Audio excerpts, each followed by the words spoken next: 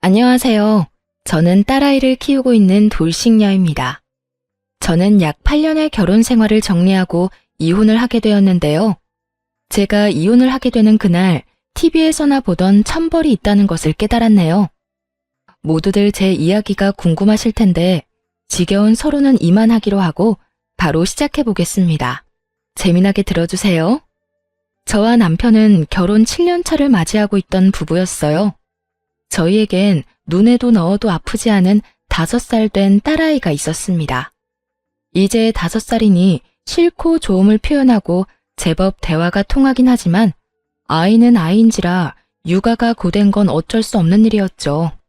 고된 육아와 사회생활로 지친 남편과 저 사이엔 사랑보단 동료애가 가득했고 그랬기에 어느 순간부터 사랑한다는 말 대신 힘내자, 수고했다는 말이 오가고 있었어요. 그렇다고 해서 그런 관계에 불만이 있다던가 섭섭함은 없었어요. 죽고 못 살아 결혼까지 했다고 한들 언제까지나 사랑만으로 살 수도 없는 노릇이고 남편과 제 사이에 사랑이 지고 피어난 동료애는 사랑이 밑바탕 되었기에 가능한 것이라 생각했기 때문이었어요. 이렇듯 남편과 제 사이엔 동료애라도 있었는데 시댁과의 관계에선 미운정만 남은 상태였어요. 아니, 미운정도 아닌 그냥 미운 상태였어요. 그 이유는 제가 아들을 못 낳았다는 이유 때문이었는데요. 남편은 누나 3명의 아들 하나로 아들 하나를 낳기 위해 갖은 노력을 다해 겨우 낳은 아들이었죠. 그런 아들이 결혼을 해서 딸 하나만 낳고 아들 소식이 없으니 그 원망들이 만만한 저를 향해 쏟아졌어요. 간혹 시누이들이 이런 사실을 알고 제 편을 들어주며 이런 말을 해주곤 했어요.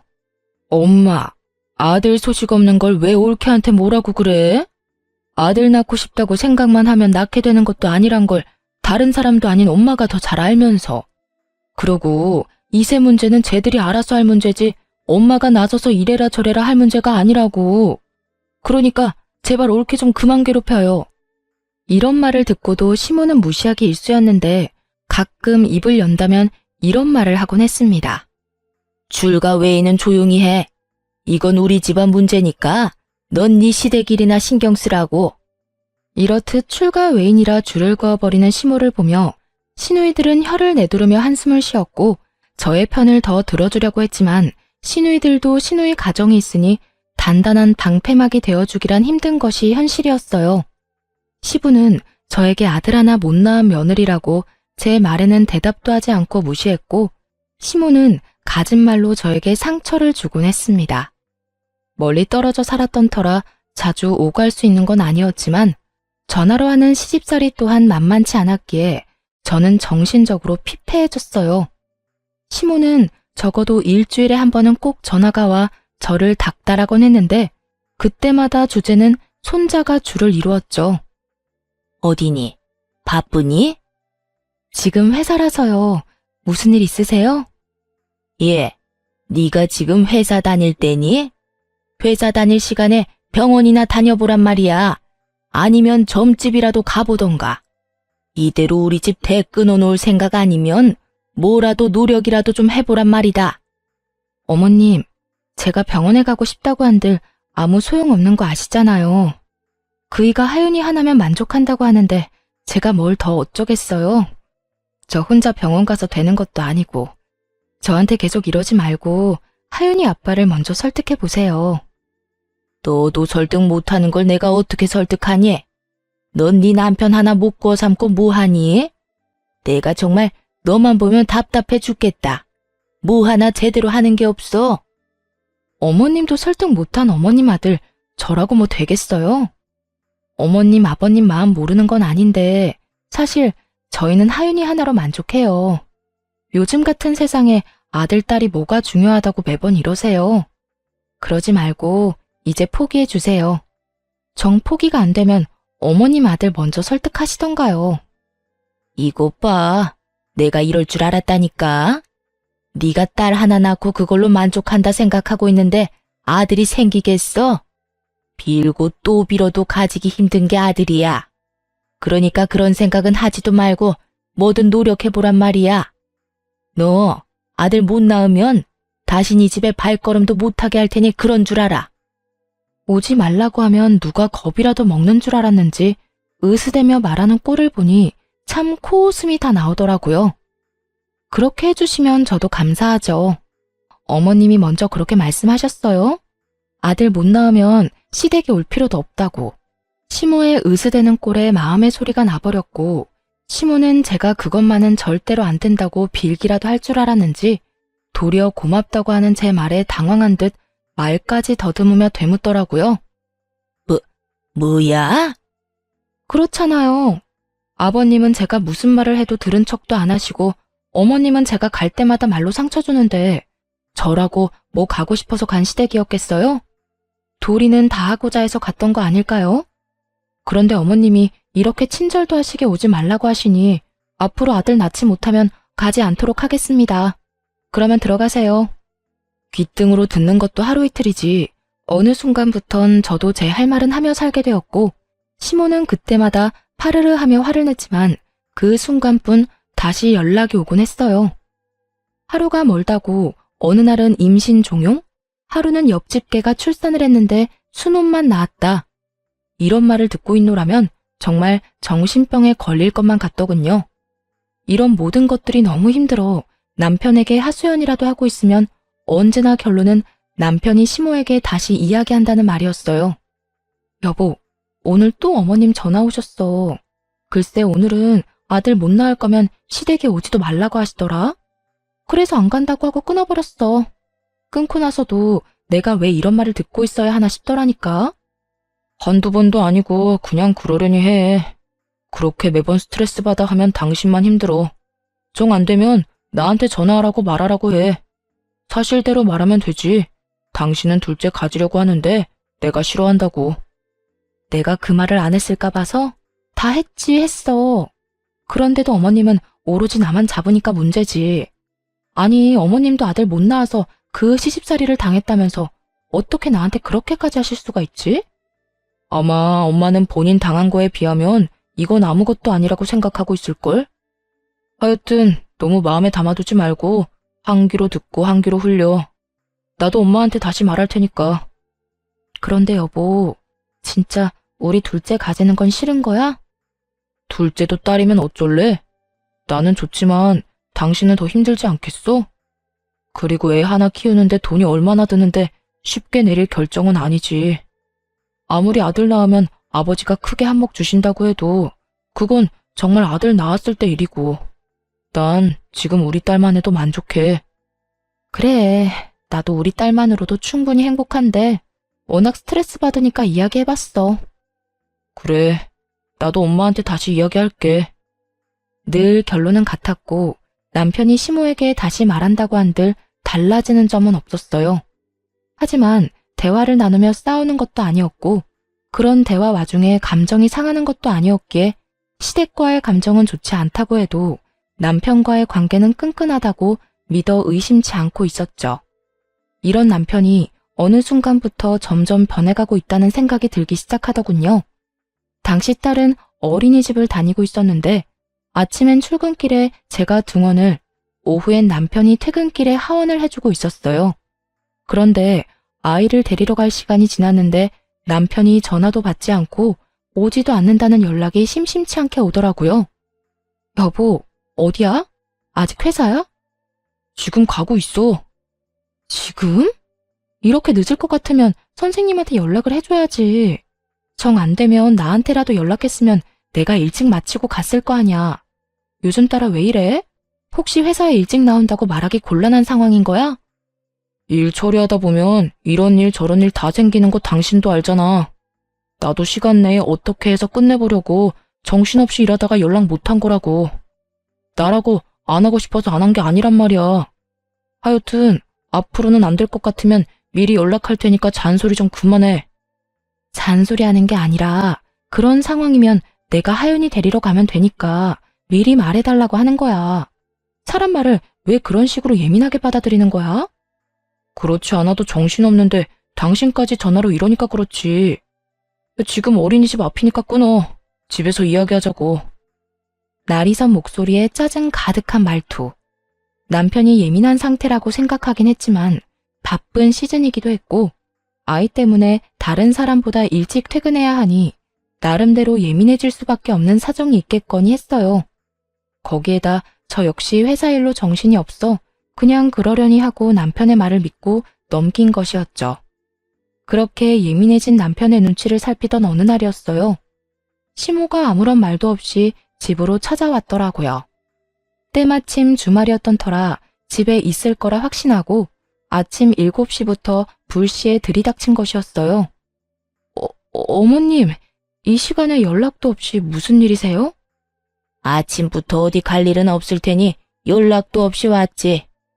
하윤이는 일어나 있을 테고 우리 아들은 자니? 아, 네. 하윤이 아빠는 어제 늦게 들어와서 아직 자고 있고 하윤이는 아까 일어나서 놀고 있어요. 하윤이 아빠 깨울까요? 됐다, 둬라. 피곤한 사람 깨우긴 왜 깨워? 아이고, 일단 이거부터 받아봐라. 무거워서 팔 떨어지겠어. 시모는 끙끙거리며 저에게 박스를 건넸고 받아서 들었더니 한약이더라고요. 어머님, 이게 무슨 약이에요? 무슨 약이긴 네 약이지. 임신 잘 되는 약이야. 용하다는 데서 지어왔는데 그 약 먹고 아들 낳은 사람이 한두 사람이 아니다더라. 이거 먹기만 하면 아들은 무조건 낳는다고 하니 빼놓지 말고 먹기나 해. 내가 큰맘 먹고 큰돈 주고 사온 거니까. 세상에 그런 약이 도대체 어디 있냐고 말하고 싶은 걸 얼마나 참았나 모릅니다. 하고 싶은 말을 곧이곧대로 다 했다간 괜한 말만 길어질 것이 뻔했기에 그냥 참기로 한 것이었죠. 시모는 한약을 제게 건네고 딸이 있는 거실로 가며 아침을 차리라고 했고 전 일단 밥부터 먹이고 보내자 싶었어요. 그렇게 주방에서 상을 차리는데 거실에서 시모의 말소리가 들린다 싶더니 딸의 우는 소리가 들려오더라고요. 네가 그냥 나올 게 아니라 뭐라도 하나 달고 나왔으면 내가 이 고생은 안 해도 될 텐데. 넌 도대체 엄마 뱃속에서 뭐 했니? 남들 다 달고 나오는 거 하나 안 달고 나오고. 어휴, 꼴 보기 싫으니까 방에 가서 놀아. 시모가 딸을 마땅치 않아 한다는 건 익히 알고 있긴 했지만 직접적으로 딸에게 저딴 말이나 한다거나 저런 행동을 한 적이 없었기에 딸만큼 저 역시 놀랐어요. 이럴 줄 알았다면 한 공간에 두 사람을 두는 일도 없었을 텐데 설마 저딴 말을 아이에게 할 거란 생각도 못했던 것이었죠. 시모는 딸에게 삿대질하며 방으로 들어가라고 고함을 지르고 있었고 딸은 시모의 모습에 놀라 울고 있더군요. 그 순간 정말 피가 거꾸로 솟는 느낌이 들어 딸아이를 안방 남편의 품에 안겨주고 거실에 나와 시모에게 소리를 질러버렸어요. 지금 뭐 하는 짓이세요? 왜 애꿎은 하윤이한테 이러세요? 내가 뭘 어떻게 했다고 그러니? 못할 말한 것도 아니고 없는 말한 것도 아닌데. 그런 말은 애한테 할 말도 아닐 뿐더러 그런 행동은 절대로 하면 안 되는 행동인 거 모르세요? 애가 얼마나 놀라고 상처받을지 그런 생각은 전혀 안 하시냐고요. 어머님한테 하윤이는 손주도 아니에요? 어쩌면 손주한테 그런 식으로 행동할 수 있냐고요. 내 아들 딸이니 손주가 맞긴 하다만 달가운 손주가 아니란 건 너도 잘 알지 않니? 내 입장에서 머리라도 한 대 콱 쥐어받고 싶은 걸 그냥 눈앞에서 사라지라고 해준 거다. 그러니까 네가 지금 나한테 화낼 게 아니라 고맙다고 해야 할 상황이다 이 말이야. 그런 말이나 하실 거면 그냥 돌아가 주세요. 뭐야? 그런 말 같지도 않은 말씀 하실 거면 그냥 돌아가시라고요. 여긴 엄연히 저희 집이고 저희 딸 공간이에요. 저희 공간에서 그런 말 하는 거 저 굉장히 불쾌하고 싫습니다. 그러니 돌아가 주세요. 이미 전 시모와 마주하기도 싫은 상태였고 그랬기에 당장 나가라는 제 말은 꽤 단호했어요. 시모도 그걸 느낀 것인지 하나마나한 아들집 유세를 펼치며 저의 길을 누르려고 애쓰더군요. 이게 어디 시어미한테 가라 마라 명령질이야? 너희 공간? 웃기고 있네. 여긴 엄연히 내 아들 집, 내 아들이 사는 공간인데 왜 내가 나가야 해? 난 못 나간다. 절대 못 나가. 시모는 어깃장을 놓으며 고함을 지르고 있었고 그런 시모의 고함에 남편이 방에서 나오더라고요. 이미 잠에서 깨 울던 딸을 달래주느라 한껏 지친 모습으로 말이죠. 도대체 이 아침부터 이게 무슨 일이야? 엄마는 이 아침에 여긴 왜 왔어? 당신은 왜 아침부터 그렇게 화를 내는 거고?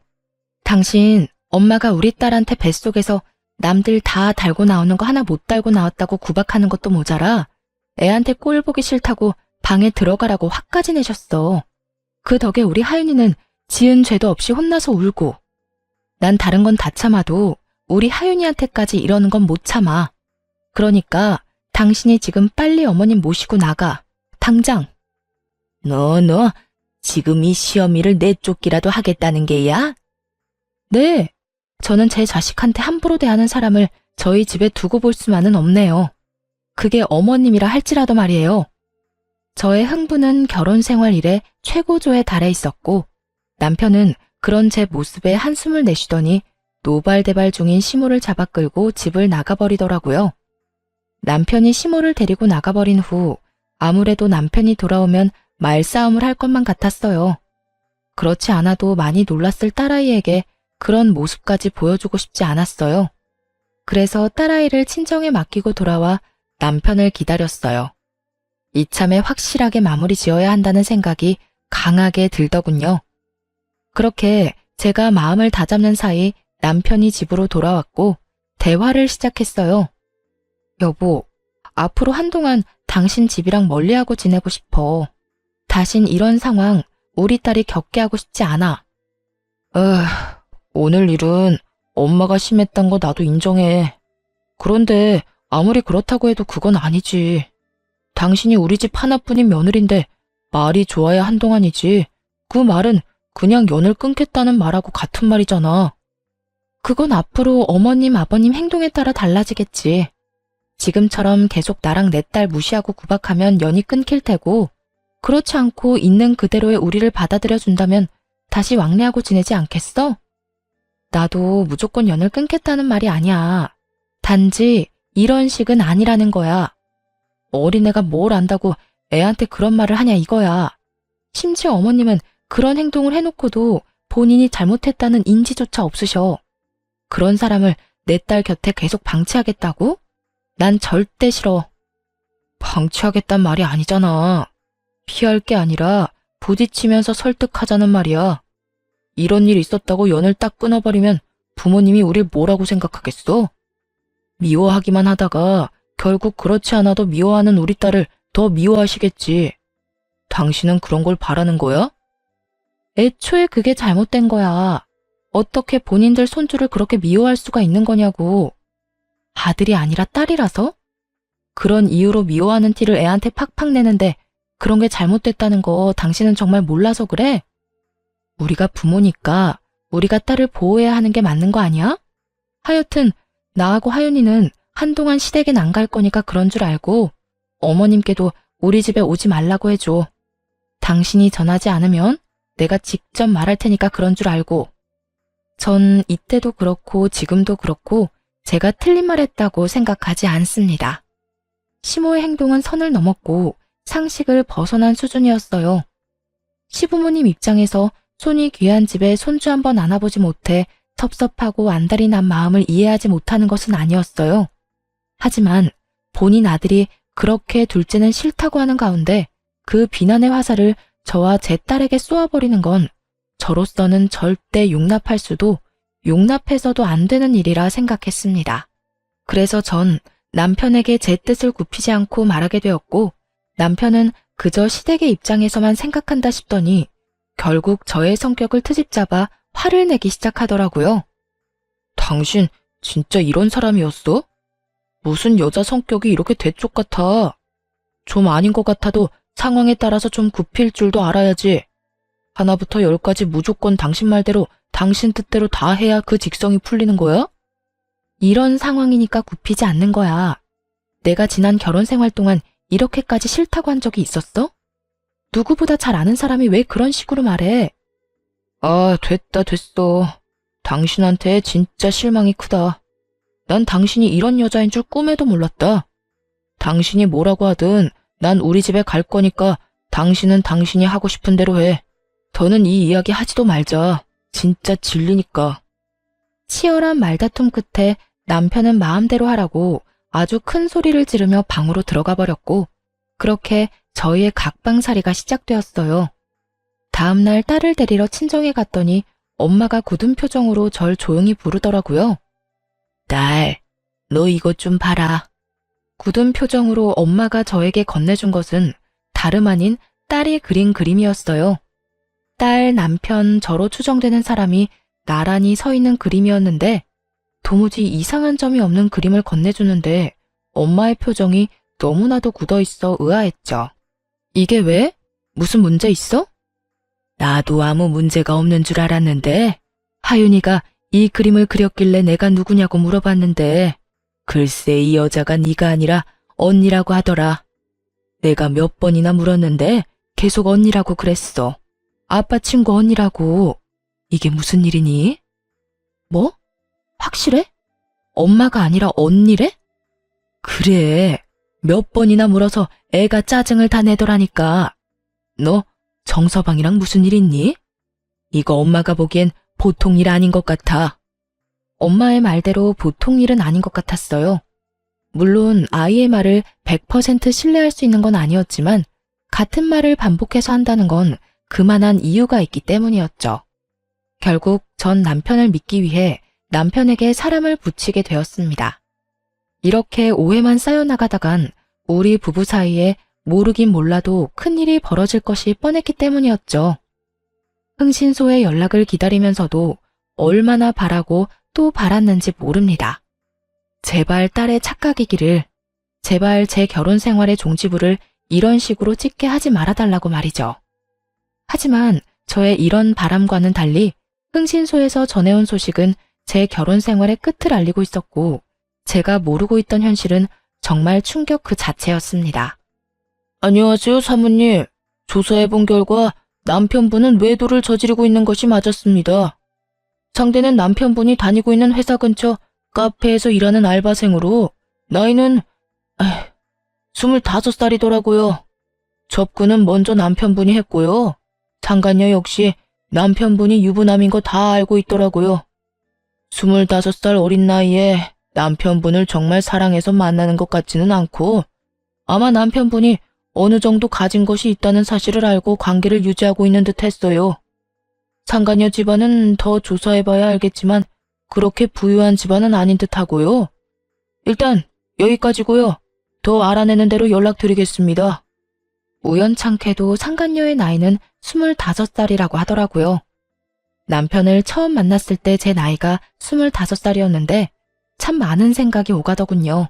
들어보니 남편이 이때껏 딸 어린이집에 갑자기 늦기 시작한 건 전부 상간녀 때문이었는데 상간녀의 아르바이트가 끝나고 상간녀와 함께 딸을 데리고 간 것이었어요.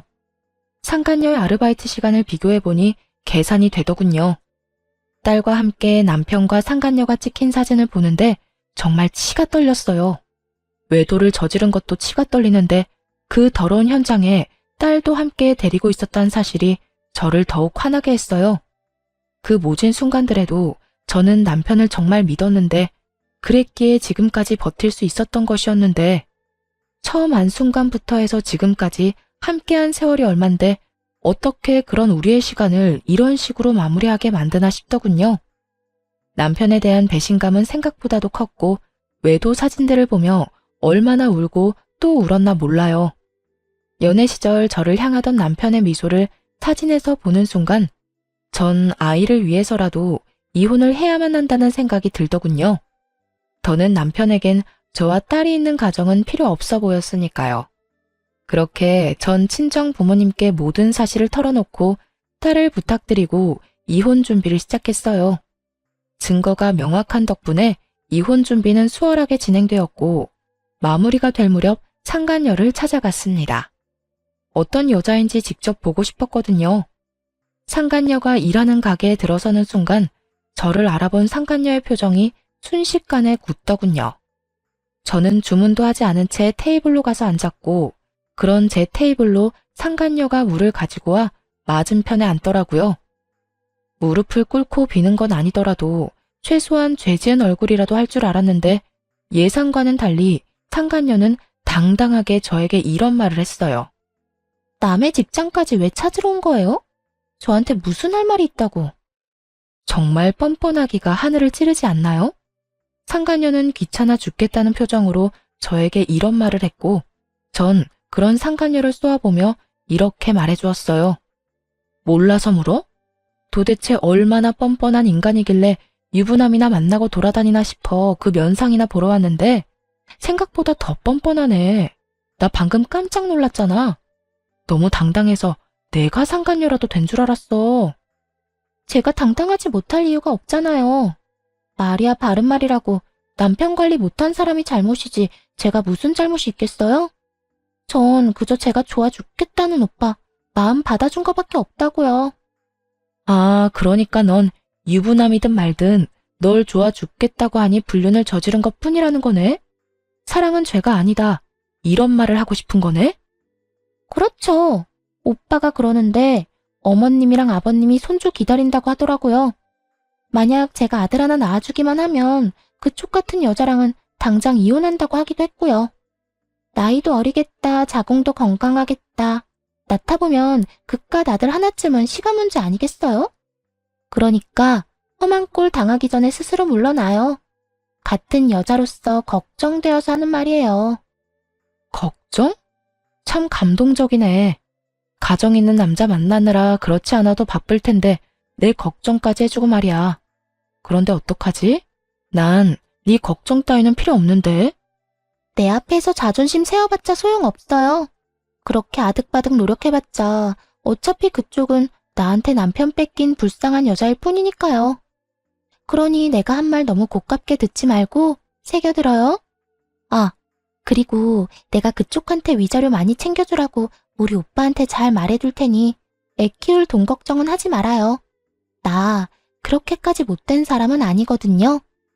찾아올 때만 해도 조용히 있다가 가려고 했는데 상간녀 하는 꼴을 보니 그냥 가선 안 될 일이더군요. 남의 가정을 파탄으로 몰고 간 주제에 당당해도 너무 당당한 꼴을 짓밟아줄 필요가 있다고 생각했어요. 그래서 전 그대로 자리에서 일어서 상간녀의 뺨을 내리쳐버렸어요. 양쪽 뺨 다 말이죠. 갑자기 일어난 상황에 가게한 모든 시선은 저희에게로 향했고 전 상간녀를 향해 이렇게 말해주었어요. 뭘 그렇게 봐. 네가 내 남편을 빼앗아갔는데 이 정도는 해야 내 속이 풀리지 않겠니? 위자료? 잘 말해주면 좋지 나도.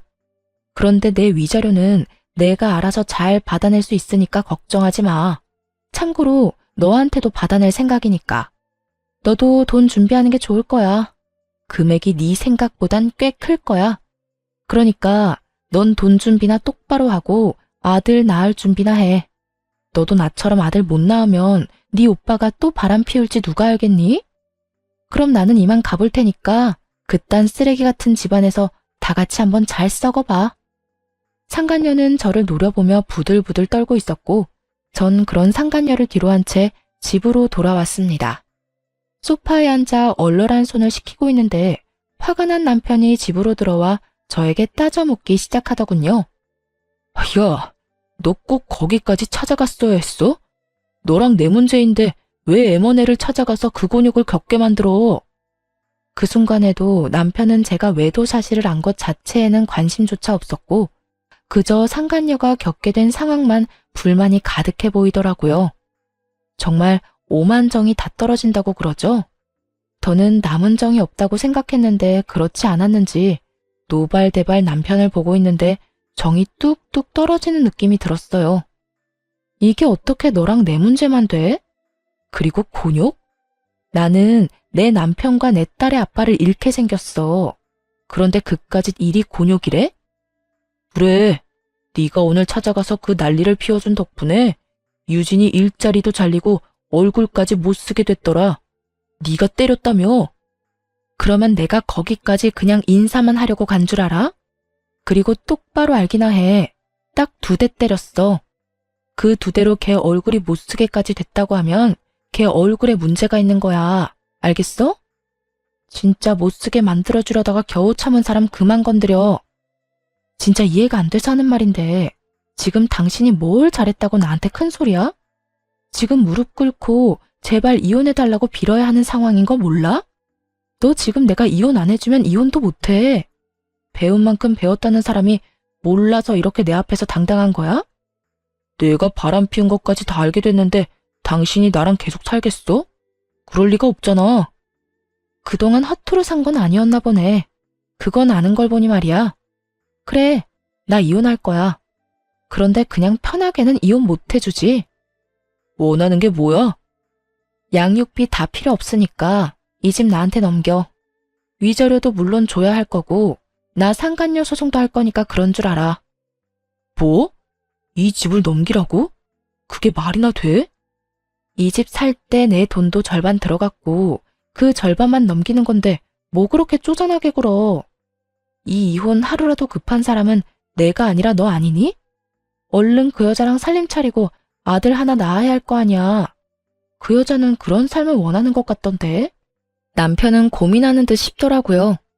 집을 넘기는 것이 아깝긴 하지만 25살의 어린 상간녀를 잃는 것이 더 아까웠던 남편은 결국 저의 뜻대로 해주기로 했습니다. 정말 최악 중에 최악이지 않나요? 딸의 면접 교섭권도 포기하고 오로지 어린 여자 하나에 미쳐서 모든 것을 넘겨버리는 그 꼴이 말입니다. 그렇게 미쳐준 덕에 저는 제가 원하는 걸 다 가지긴 했지만 한심한 마음이 드는 건 어쩔 수가 없더라고요. 어쨌든 저는 이혼을 진행하게 되었고 상간녀 소송도 진행해 위자료를 받을 수 있었어요. 여러 가지 소송이 진행되며 상간녀와 전 남편이 조금씩 다투는 모습을 보기도 했지만 그까짓 일로 헤어질 거란 기대는 하지 않았어요. 그저 저는 돈과 집을 얻었고 무엇보다 제 딸을 지켰으니 다 되었다 싶었어요. 그렇게 이혼을 하게 되었고 이혼 의사 확인서를 제출하고 비로소 완전한 돌싱이 된 날이었어요. 그간 연락 한 통 없던 전 시모에게서 전화가 오더라고요.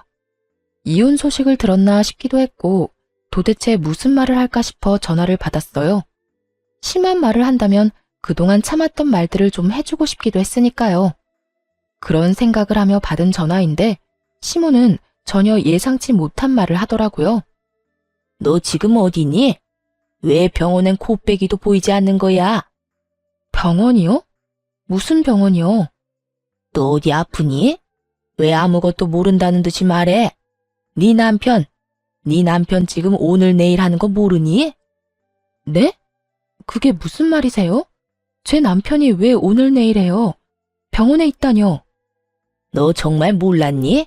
연락 못 받았어? 어쩐지 네가 왜 안 오나 했다. 네 남편 그저께 화물차랑 교통사고 나서 지금 병원이다. 사고가 크게 나서 수술을 했는데도 하반신 마비는 피해갈 수 없다고 하더라. 수술 끝내고 나온 지가 언젠데 아직까지 의식도 없다고. 도대체 그 시간에 왜 고속도로 근처에 있었는지 모르겠어. 전 남편의 전화는 차단을 해버렸고 나머지 이런저런 연락을 받고 싶지 않아 전화를 꺼둔 사이에 이런 일이 일어났다니. 도대체 어떻게 된 일인가 싶었어요. 들어보니 고속도로를 올리기 직전에 사고가 난 것 같은데 그 시간에 왜 거기 있었는지 이해가 되지도 않았고요. 하지만 그런 제 궁금증은 금방 풀리게 되었어요. 어린 여자애도 같이 있었다고 하는데 아니 그 어린 여자가 왜 우리 아들 차에 같이 타고 있었는지 이해가 안 된다니까. 넌 뭐 아는 거 있니? 우리 아들 출장이라도 가던 길이었어? 어떻게 된 사고인지 우리 아들만 저 모양 저 꼴이고 그 여자애는 아주 멀쩡하다니까. 겉모습은 타박상밖에 없는데 뇌를 다친 건지 입은 꼭 다물고 있어서 내가 답답해 죽겠다. 너 언제 병원 올 거니? 지금 당장 올 거지? 오는 김에 하윤이도 좀 데리고 오려무나. 혹시 아니? 딸 목소리라도 들으면 정신이 돌아올지. 그래요. 전 남편은 저와의 이혼을 기념하기 위해 상간녀와 여행을 떠나던 도중 사고가 난 것이었어요. 생각보다 크게 난 사고에 남편은 하반신 마비가 되어버렸고 상간녀는 크게 다치지 않아 의식이 돌아오긴 했지만 신분 상승의 꿈을 눈앞에 두고 무산되어 버리자 그 충격에 입을 다물고 있었던 것이었어요. 전 아무것도 모르고 딸아이까지 들먹이며 당장 병원으로 오라는 시모에게 모든 사실을 알려주기로 했어요. 어머님, 아니, 아줌마, 저 이제 아줌마 며느리 아니에요. 무엇이 어쩌고 저쩌고 해? 아줌마? 며느리가 아니야? 네, 저 오늘부로 이혼 확정나서 서류도 다 정리됐고요. 이제부터 아줌마 며느리는 제가 아니라 거기 입 꼭 다물고 있는 그 어린 여자애가 아줌마 며느리예요. 말이 되는 소리를 해라. 저 젊은 여자애가 왜 내 며느리야? 너 지금 어디 아프니? 그렇지 않고서야 그런 말도 안 되는 소리를 해. 아줌마 능력 좋은 아들이 글쎄 25살짜리 여자랑 산다고 가정을 버렸지 뭐예요? 그러니 제가 아니라 그 망연자실에서 아무 말도 안 하고 있는 그 여자애가 아줌마 며느리 아니겠어요? 이제 전 엄연한 남이니까 남한테 전화해서 엄한 소리 하지 말고 예비 며느리한테나 가보세요. 저는 전화를 끊어버렸고 바로 전화기를 다시 꺼버렸어요. 이렇게 좋은 날 더는 방해받고 싶지 않았으니까요. 그렇게 집으로 돌아와 생각을 정리하는데 아무리 생각해도 하늘이 저를 대신해 전 남편에게 복수를 해줬다는 생각이 들더라고요. 그렇지 않고서야 하필 이런 타이밍에 이런 소식을 들을 순 없었을 테니까요. 이런저런 생각으로 만감이 교차하던 그때 전시모가 득달같이 집으로 찾아왔더라고요. 잔뜩 화가 난 채로 저를 남편 버린 여자로 몰아세우기 시작하는데 막장 드라마 작가가 따로 없더군요. 너, 네 남편 불구됐다고 이렇게 버리는 거 아니다. 너 그런 식으로 살면 하늘에서 가만둘지 아니? 모르긴 몰라도 너도 살아가는 내내 순탄하지 않을 게야. 이 나쁜 것, 어떻게 그런 말도 안 되는 거짓말을 하는 것도 모자라 남편은 다 죽어가는데 자기 혼자 이러고 쉬고 있어? 아줌마, 이거 잘 보세요. 내 말이 거짓말인가 아닌가. 두 눈으로 똑똑히 보고 그딴 말도 안 되는 말 계속하라고요. 저는 혼자 소설을 써대고 있는 전시모에게 외도 증거들을 보여주었습니다. 한참을 놀란 눈을 하고 증거들을 보던 전시모는 전 남편이 딸까지 데리고 상간녀를 만난 모습에 많이 놀란 듯 억소리까지 내더군요. 그랬겠죠. 전 남편이 딸이라면 죽고 못 사는 모습이 기억날 텐데 지금 본인의 손에 들린 사진은 다른 진실을 말해주고 있었으니까요. 이제 알겠죠? 제가 먼저 배신한 게 아니에요. 아줌마 아들이 먼저 외도를 저질렀고 그것도 모자라 그 여자 때문에 가정까지 버렸다고요. 그렇게 예뻐하던 딸 양육권까지 포기하고 가버린 건 다름 아닌 아줌마 아들이라고요. 아무리 그래도 너희가 함께한 세월이 얼만데 병원 정도는 가줄 수 있지 않니? 내가 이 나이에 그 뒷바라지를 어떻게 한단 말이니? 그러지 말고 한동안 병원 좀 가서 네가 우리 아들 병시중 좀 들어다오. 사람을 구하긴 했어도 믿을 수가 없어. 그러니까 네가 좀 가서 도우라니 말이야. 아줌마 아들이 누굴 닮아서 그렇게 뻔뻔하나 싶었더니 다 아줌마 닮아서 그리 뻔뻔했나 봐요. 뭐야? 아니 사람이 뻔뻔해도 정도가 있지. 어떻게 다른 이유도 아니고 남편이 바람 피워서 헤어졌는데 그런 전 남편 병시종을 들라고 할 수가 있어요? 진짜 궁금해서 묻는 말인데 아줌마 얼굴은 철판이라도 까셨어요? 그렇지 않고서야 이렇게까지 뻔뻔할 수는 없을 것 같아서요. 저는 제가 느끼는 감정과 더불어 머릿속에 있는 말들을 그대로 전시모에게 전해주었고 그런 제 말에 화가 머리끝까지 난 전시모는 제 머리채라도 잡을 요량으로 저에게 달려들더군요. 전 그대로 전시모의 손과 몸을 제압해버렸고 그대로 문 밖으로 던져버렸어요. 그리곤 예전 전시모가 사주었던 한약을 바닥에 고꾸라진 전시모에게 다 던져버리곤 이렇게 말했습니다. 워낙 귀한 거라고 하니 한 첩도 안 먹었어요. 이 귀한 거 버리기엔 아깝고 저는 이제 필요도 없으니 젊은 예비 며느리 가져다 주세요. 평생의 소원이었던 손자는 품에 안아봐야 하지 않겠어요? 아들 몸이 그 모양 그 꼴이라 가능할지는 몰라도 그 여자가 아들 하나는 무조건 낳아준다고 했으니 얼른 가서 잘 구슬려 보세요. 네가 감히 나를 이딴 식으로 대해? 이딴 식으로 대해준 것만 해도 고맙다고 생각하세요. 생각 같아선 없던 죄도 만들어서 경찰에 신고하고 싶은 심정이니까. 감히 여기가 어디라고 찾아와서 이 난리예요? 여기가 어디긴? 여기 내 아들 집이지. 그래, 여기 내 아들 집인 거 잊었니? 너희가 아무리 반반 결혼했더라도 여긴 내 아들 명의로 된 내 아들 집이야. 아참, 그 말 한다는 걸 깜빡했네요. 이 집 애초에 아줌마 아들 명의였던 적 없어요. 아줌마가 하도 우겨대니까 그냥 아줌마 아들 명의로 한다고 하고 공동 명의로 해놨었어요. 그리고 이혼할 때 제 명의로 다 옮겨왔고요. 그러니까 이게 무슨 말이냐면 이 집은 아줌마 아들과는 아무 상관도 없는 제 명의, 제 집이란 뜻이에요. 그러니까 이상한 소리 하지 말고 저희 집 복도에서도 사라져 주세요. 여기에서 이러고 있는 것도 꼴 보기 싫으니까요. 저는 그대로 문을 닫아버렸고 한동안 밖은 전 시모의 난동으로 인해 시끄럽더라고요. 하지만 그것도 잠시 신고정신 투철한 주민 여러분 덕분에 전 시모는 쫓겨나듯 아파트를 떠나게 되었어요. 그 후 들려오는 소식엔 저에게 위자료를 주느라 빚을 낸 상간녀는 하는 수 없이 하반신 불구가 된 전 남편과 함께 전시댁으로 들어갔다고 하더군요. 하지만 전 시모와 전 시부는 큰맘 먹고 들어간 상간녀를 아들 불구로 만든 재수없는 년이라고 하며 쉼없이 상간녀를 괴롭혔고 상간녀의 방패막이 되어야 할 전 남편은 폐인이 되어 그 모든 것을 방치했다고 하더군요. 결국 견딜 수 없었던 상간녀는 야반 도주를 해버렸는지 그들의 부모는 완전 폐인이 되어버린 아들을 안고 오늘 내일 하며 살고 있다는 이야기를 들을 수 있었습니다. 이 모든 이야기를 어떻게 알았냐고요? 상간녀가 전시댁을 떠나던 날 밤 저에게 전화가 왔더라고요. 전 남편의 휴대전화에서 제 번호를 찾았다면서요. 번호를 알면 전화해도 되는 사이라고 생각했니?